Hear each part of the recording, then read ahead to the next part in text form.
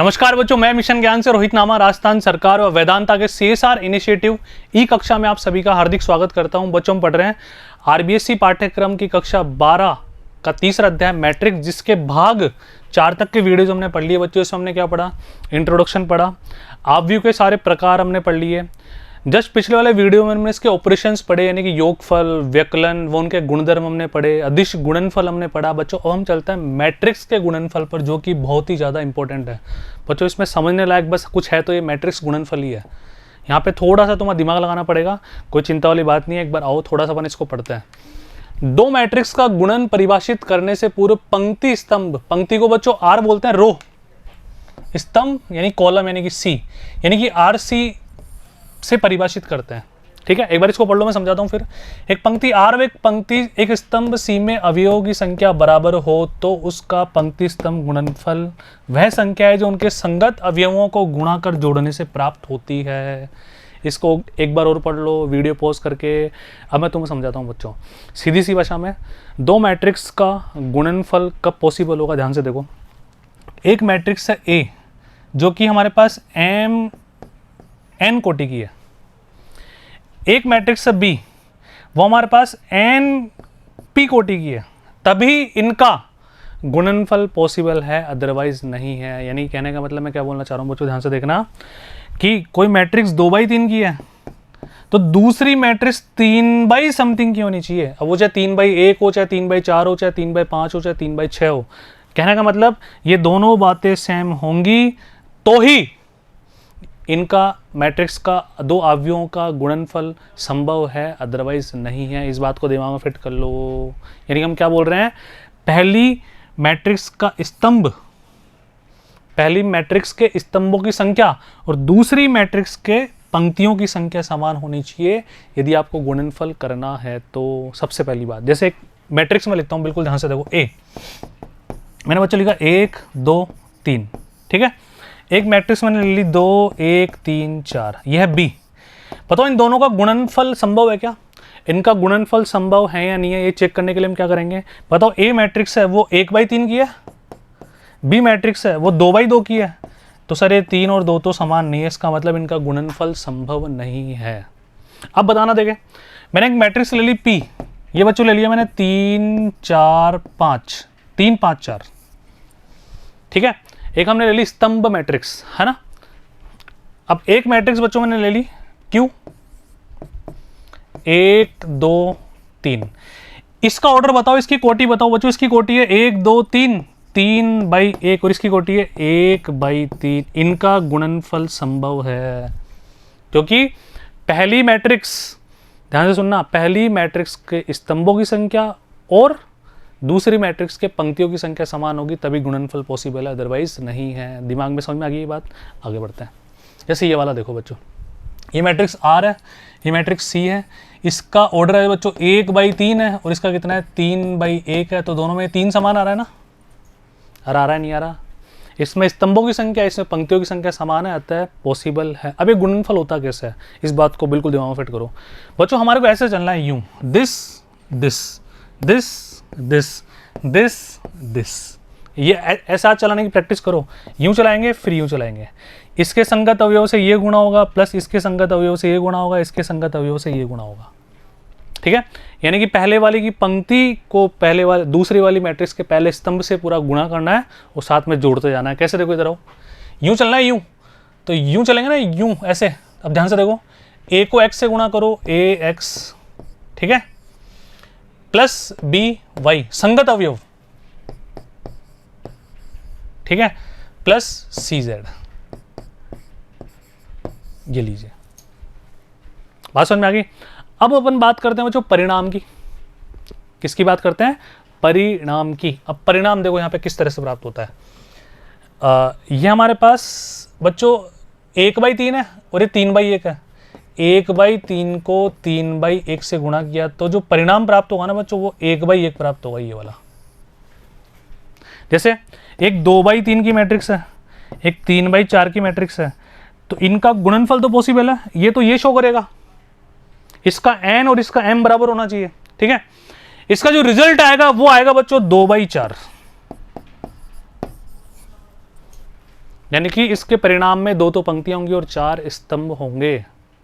कुछ मल्टीप्लिकेशन में तो मैं करके दिखाता हूँ बच्चों, ध्यान से देखना, है ना। एक अपन ब्लैंक स्लाइड लेते हैं यहाँ पे, एक खाली पेज मैंने ले लिया। अब ध्यान से देखें सभी बालक, एक मैट्रिक्स मैंने ले ली बच्चों ए, ठीक है, 2 1 3 4 5 1, ठीक है, ये हमने ले ली बच्चों 2/3 है ना। अच्छा, एक बी मैट्रिक्स अपन लेते हैं, यहां पे ध्यान से देखना, 1 2 3, ये मैंने ले ली छोटी 3/1। अब देखो पहले इसको क्वेश्चन को देखकर हमें क्या करना है, पहले तो ए बी निकालना है, ए इंटू बी, ठीक है। अब ए इंटू की बात करते हैं सर, पहले देखो ये गुणनफल पॉसिबल भी है कि नहीं है। देखो 2/3 और ये है 3/1, 100% इनका गुणनफल पॉसिबल है और इनका रिजल्ट जो आएगा वो आएगा 2/1, 200%, ये दोनों। अब मैं तुम्हें गुणा करना सिखाता हूं, बिल्कुल ध्यान से देखना बच्चों ना। करें गुणा, आइए, मैंने क्या बोला, ऐसे चलना है यूं और यूं, ठीक है। आइए बच्चों, 2 को 1 से गुणा करो, 2 गुणा 1 2, 1 को 2 से गुणा करो, 1 गुणा 2 2, 3 को 3 से गुणा करो, 3 तिया 9, ये 2 है ना। बात समझ में आ गई, बढ़े थोड़ा सा आगे। अब बच्चों ध्यान से देखो, अब इसकी बारी, ठीक है। अब अगर मैं दूसरी पंक्ति पे चला गया बच्चों, किस पे चला गया, दूसरी पंक्ति पे, तो हमें नीचे आना पड़ेगा, ठीक है।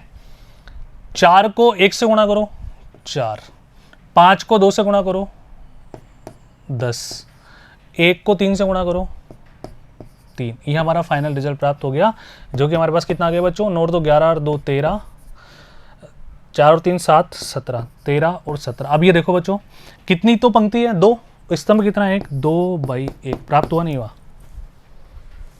बात समझ में आई क्या। एक और उदाहरण समझाऊं क्या बच्चों, चलो ध्यान से देखो, एक और एग्जांपल लो, घर की बात है, कोई समस्या वाली बात नहीं है, ध्यान से सुनो। एक बच्चों बन लेता है मैट्रिक्स 1 0 5 6, 2/2 की, ठीक है। एक अपन मैट्रिक्स लेते हैं बी। देखो, अगर मैं तुम्हें गुणनफल सिखा रहा हूं तो ये तो मुझे पता है कि गुणनफल तो पॉसिबल करवाना ही होगा। इसका मतलब ये 2/2 है, तो हमें एक मैट्रिक्स 2/समथिंग की लेनी पड़ेगी, है ना। तो बच्चों ले लो 1 2 3 1 5 0, ठीक है। यानी कि मैंने ले ली बच्चों 2/3 की। अब देखो 2/2 को किससे गुणा कर रहे हैं अपन, 2/3 से, तो गुणनफल तो संभव है, और जो हमारा रिजल्ट प्राप्त होगा बच्चों, क्या प्राप्त होगा, 2/3 का प्राप्त होगा, 200%। चेक कर लेते हैं। अब आ जाओ, अब ध्यान से देखना बच्चों, एक बार वीडियो पॉज करके ट्राई भी कर सकते हो, या ये वाला एग्जाम्पल और समझ लो, फिर अपन तुम्हारी पाठ्य पुस्तक के उदाहरण भी करेंगे अभी, तो बहुत सारे, चिंता मत करो, यूं चलना है, यूं ऐसे, है ना। Let start. 1 को 1 से गुणा करो 1, 0 को 1 से गुणा करो 0, ठीक है।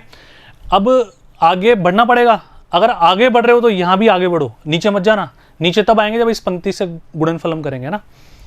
अब इसको इससे करो यूं ऐसे, ठीक है। 1 को 2 से गुणा करो बच्चों 2, 0 को 5 से गुणा करो बच्चों 0। अब फिर आगे बढ़ो, ये यहाँ पे आ जाओ, बात समझ आ रही ना। 1 को 3 से गुणा करो 3, 0 को 0 से गुणा करो 0। ये लीजिए, पहली पंक्ति हमारी कंप्लीट हो गई।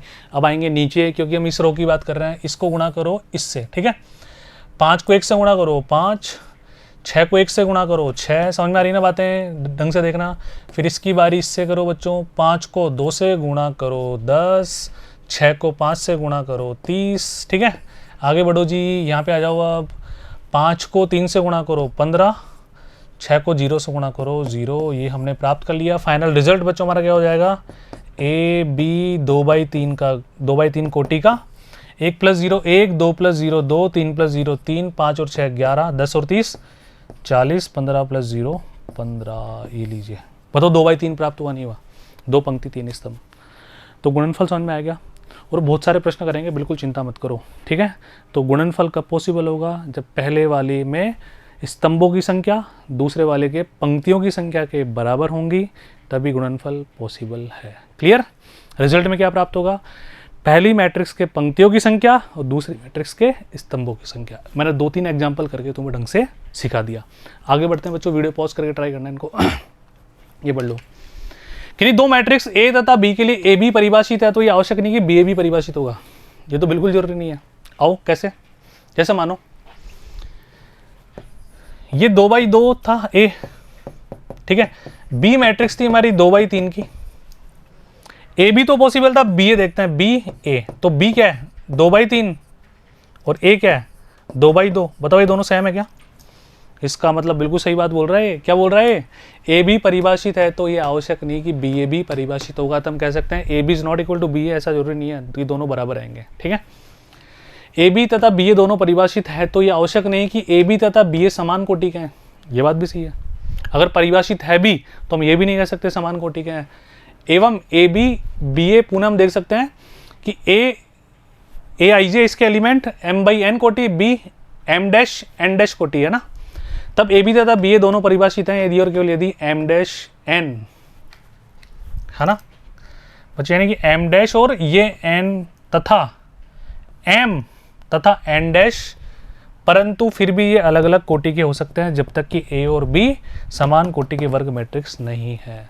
बहुत अच्छी बातें लिखी हुई बच्चों, इनको नोट डाउन कर लेना आप, है ना। मैंने समझा दिया तुम्हें पूरा ये। आगे बढ़ते हैं बिना समय गवाए। बच्चों मैट्रिक्स गुणनफल के गुणधर्म क्रम विनिमयता का पालन नहीं करते, जरूरी नहीं करे, है ना। A B is not equal to B A, जबकि योगफल और व्यकलन कर रहे थे। योगफल कर रहा था, व्यकलन नहीं कर रहा था ना। ठीक है भाई, हम कर रहे थे ना ए प्लस बी बराबर B plus A minus B is not equal to B minus A, ये जरूरी नहीं है। लेकिन A B is not equal to B A, यानी कि केवल योगफल यहाँ पे क्रम विनिमयता का पालन करेगा। ठीक है, ए बी सी साचर्यता लागू होगी। आई का मतलब इकाई मैट्रिक्स, आई को ए से गुणा करो तो ए प्राप्त होगा, ए को आई से गुणा करो तो ए प्राप्त होगा, कोई दिक्कत वाली बात नहीं है। यहाँ पर आओ बच्चों, लेफ्ट टू राइट मल्टीप्लिकेशन करते हैं, बाईं से दाईं तरफ। A B plus A C, B A plus C A. यहाँ पे ऐसा मत करते ना ए बी प्लस ए सी कर दो, उल्टा सुल्टा कर दो, क्योंकि हमें पता है ना ए बी बी ए के बराबर नहीं है। ठीक है, आगे बढ़ो। ए बी बराबर ए सी, ए बी ए और बी का मल्टीप्लिकेशन बराबर ए और सी का मल्टीप्लिकेशन, ऐसा तभी पॉसिबल है जब बी बराबर सी होगा। बच्चों यहाँ पे या लिखा हुआ है, ध्यान रखना इस बात को। ए बी बराबर 0 ये तभी पॉसिबल है, एरो का साइन है, ए बराबर 0 या बी बराबर 0 होगा। भाई ए और बी दो मैट्रिक्स है, इनका गुणनफल 0 कब होगा? जब है तो ए 0 या बी 0, है ना। बच्चों नॉर्मल बातें, इनका आप आराम से नोट डाउन कर लेना, बेसिक बातें हैं, थ्योरेटिकल। ठीक है, इनको कोई समझाने की आवश्यकता नहीं है, बिल्कुल समझाया हुआ लिखा हुआ है। आगे बढ़ते हैं। धनात्मक पूर्णांक घाते, ये बहुत इंपॉर्टेंट है, ये हमारे काम आने वाला है थोड़ा सा। बच्चों ए स्क्वायर निकालना हो, क्या निकालना हो? ए स्क्वायर। तो इसका मतलब ये नहीं है, इस बात का बिल्कुल ध्यान रखना कि तुम जैसे मान लो किसी 2x2 की मैट्रिक्स में अवयव है 1 2 3 4, तो वर्ग करने के लिए तुम कर दो 1 4 9 16, ऐसा बिल्कुल मत कर देना। वर्ग करने के लिए क्या करेंगे? ए गुणा ए करना पड़ेगा। ठीक है, ए स्क्वायर का मतलब ए गुणा ए क्यूब का मतलब ए गुणा ए, यानी कि पहले ए स्क्वायर करो भाई, ए गुणा ए का मतलब ए स्क्वायर है, फिर वापस उस रिजल्ट को ए से मल्टीप्लाई कर दो। इस तरह से हमारा चलता जाएगा। ठीक है, चलो। किसी भी स्वेच्छ धन पूर्णांक एम एन के निम्न परिभाषित, धन घाते होने चाहिए, नेगेटिव नहीं होनी चाहिए ना। ए की पावर एम, ए की पावर एन, समान मैट्रिक्स के, समान मैट्रिक्स है, इसके पास एम घात है, इसके पास एन घात है, तो हम दोनों घातों को जोड़ देंगे, दोनों घातों को मल्टीप्लाई भी कर देंगे। अभी एम और एन तो संख्या है, एम और एन मल्टीप्लीकेशन नहीं है, तो एम एन, एम गुणा एन बराबर एन गुणा एम। ठीक है, आई के पास एन घात हो तो एक आई आएगा। किसी भी यूनिट मैट्रिक्स के पास, किसी भी इकाई मैट्रिक्स के पास कितने भी घाते लगा दे, कोई फर्क नहीं पड़ने वाला, वापस रिजल्ट में वही बात आएगी। ठीक है, तो ये बातें समझ में आ गई सभी के, ये बहुत इंपॉर्टेंट बात है। अब इसके बाद हम पढ़ेंगे बच्चों ट्रांसपोज, यानी कि परिवर्त, सम्मित, विषम सम्मित, फिर उसके बाद आपकी पाठ्य पुस्तक के उदाहरण करेंगे, फिर आप प्रश्नमाला करने के लिए एप्लीकेबल हो जाएंगे। तो इस वाले वीडियो को दोबारा देखें एक बार, मल्टीप्लिकेशन वाले को। ठीक है, मिलते हैं अगले वीडियो में, धन्यवाद।